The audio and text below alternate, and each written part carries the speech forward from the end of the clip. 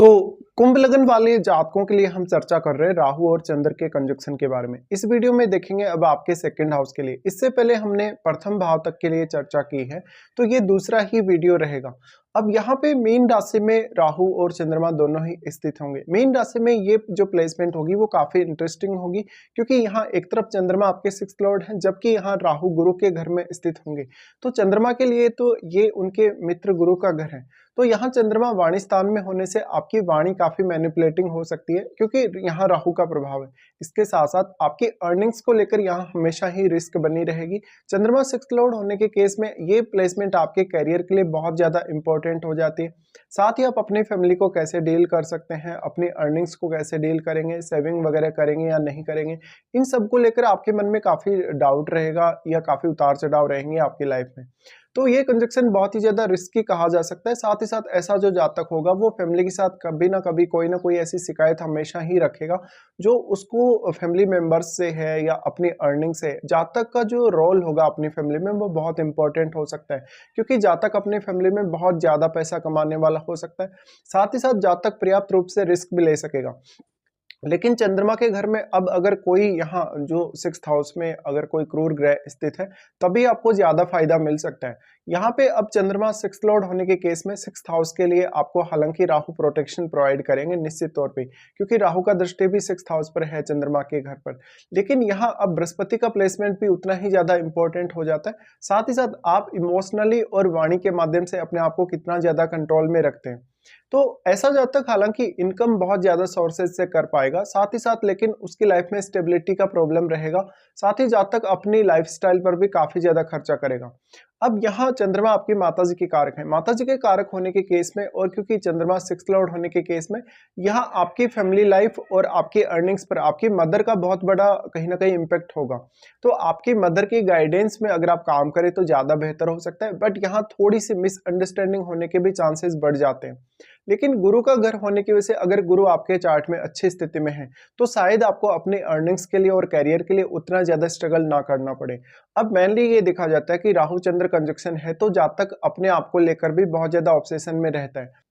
तो यहाँ मेनली अब आपको आपके सिक्स्थ हाउस से रिलेटेड जो एक्टिविटीज हैं उनमें अपने इमोशंस को कंट्रोल करना होगा। आपको अपने बॉस के साथ या अपने कलीग्स के साथ एक बेहतर रिलेशनशिप स्थापित करना होगा। यहाँ अब क्योंकि राहु दृष्टि भी डाल रहे हैं, तो अब राहु की दृष्टि होने की वजह से यहाँ जो सिक्स्थ हाउस में बैठा हुआ प्लेनेट है वो ज्यादा इंपॉर्टेंट हो जाएगा, क्योंकि अगर वो राहु का एक मित्र ग्रह हुआ तो राहु आपको काफी सपोर्ट कर सकते हैं। लेकिन राहु के लिए अगर वो एक शत्रु ग्रह हुआ तो उस केस में आपकी डेली लाइफ, आपकी जो फैमिली लाइफ है उसको काफी प्रभावित करेगी। यहाँ पर अब आप कितना क्विकली कोई मामले में डिसीजन लेते हैं, आप कितना अच्छे से कंपटीशन वगैरह फाइट करते हैं, तो सिक्स्थ हाउस को डील करना होगा अब आपको अच्छे से। जितना अधिक अच्छे से आप सिक्स्थ हाउस से रिलेटेड मामलों में डील करेंगे उतना ही ये प्लेसमेंट आपको बेहतर परिणाम दे सकते हैं। अब लेकिन यहाँ राहु के साथ बैठे हुए प्लेनेट का भी रोल उतना ही ज्यादा इंपॉर्टेंट हो जाएगा, क्योंकि राहु अपने साथ बैठे हुए किसी भी ग्रह पर अपना पूर्ण रूप से प्रभाव डाल सकते हैं, उस ग्रह की क्वालिटीज को वो मल्टीप्लाई कर सकते हैं। यहाँ पे अब जुपिटर का घर है। जुपिटर का घर होने के केस में ये जुपिटर का वास्तव में कोई भी राहु से संबंध है या चंद्रमा से कोई भी संबंध है, ये आपको देखना चाहिए। विशेष तौर पे अगर युति हो या दृष्टि संबंध हो, लेकिन युति में आपको सबसे ज्यादा इफेक्ट देखने को मिलेंगे। युति होने पर यह भी इंटरेस्टिंग होगा कि राहु के साथ फिर अगर कोई रेट्रोग्रेड प्लैनेट ही बैठे तब राहु वहां ज्यादा प्रभाव डाल पाएंगे उस ग्रह पर। लेकिन ये तो जुपिटर का खुद का घर है, तो जुपिटर अगर यहाँ रेट्रोग्रेड कंडीशन में मान लीजिए नहीं बैठे हो, उस केस में ये कंजक्शन आपके लिए फेवरेबल हो सकता है, क्योंकि फिर गुरु के मित्र ग्रह हैं चंद्रमा यहाँ पे। अब यहाँ पे आपको सिक्स्थ हाउस से कैसे निपटना है, यहाँ पे आपको एक तो सिक्स्थ हाउस में कोई ना कोई ऐसा क्रूर ग्रह चाहिए जो वास्तव में आपका काम काफी इजी बना सके। नहीं तो आपको शुरुआत में करियर में स्ट्रगल बहुत ज्यादा करना पड़ेगा, साथ में अपनी अर्निंग्स को लेकर भी जीवन में बहुत ज्यादा उतार चढ़ाव देखना पड़ेगा। फिर आपकी फैमिली के साथ जुड़ी हुई इच्छाएं अपेक्षाएं वो कभी भी पूरी होने वाली नहीं।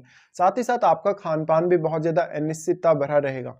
राहु का अगर हम अब दृष्टियों के हिसाब से देखेंगे तो सबसे पहले वो आपके सिक्स्थ हाउस पे ही दृष्टि डालते हैं। सिक्स्थ हाउस पे अब राहु दृष्टि डालें तो यहाँ अगर सिक्स्थ हाउस में या तो कोई ऐसा क्रूर ग्रह बैठा हो या फिर मान लीजिए अगर सेकंड हाउस में भी अगर बैठा हो तो भी यहाँ राहु काफी ज्यादा प्रभाव डाल पाएंगे आपको।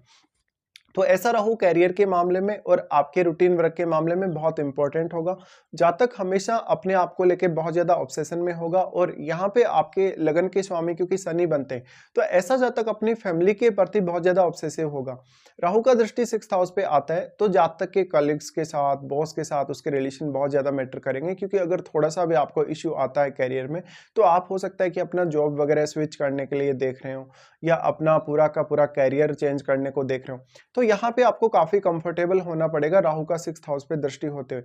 अब आपका यहाँ क्योंकि चंद्रमा के साथ राहु बैठा है, तो वो उतनी ही ज़्यादा अपेक्षाएँ 6th हाउस से बढ़ा देता है। तो यहाँ पे हमेशा ही आपको बहुत ज़्यादा अवेयरनेस के साथ और बहुत ज़्यादा स्टेबिलिटी के साथ चलना होगा।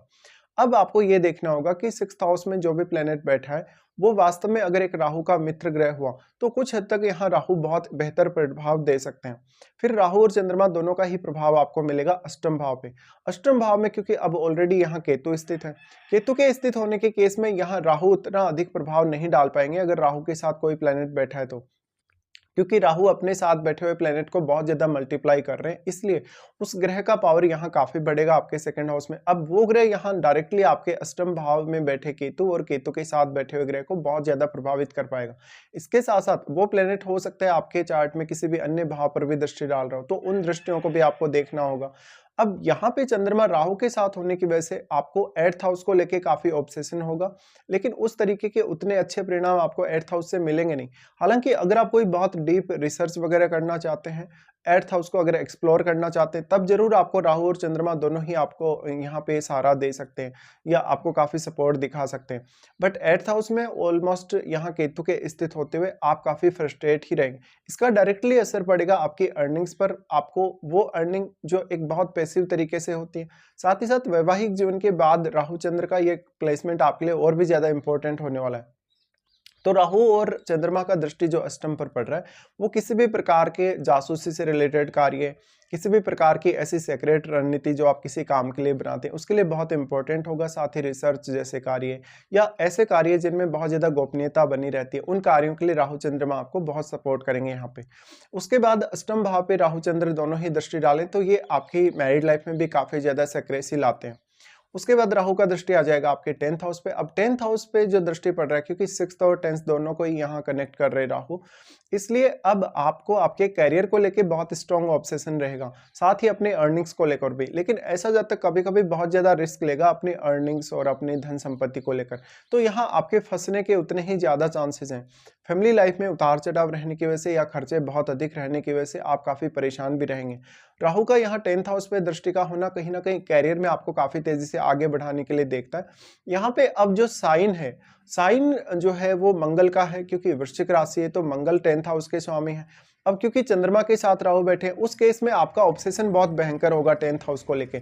बट यहाँ आप 6th हाउस को जितना अच्छे से मैनेज करेंगे, समझ लीजिए उतना ही अच्छा आप अपने करियर में अपना परफॉर्मेंस दे सकेंगे। तो ये कुछ प्रभाव या परिणाम रहेंगे राहु और चंद्रमा के आपके 2nd हाउस में होते हुए। वास्तव में अगर देखा जाए तो एक बहुत ही रिस्की प्लेसमेंट है ये।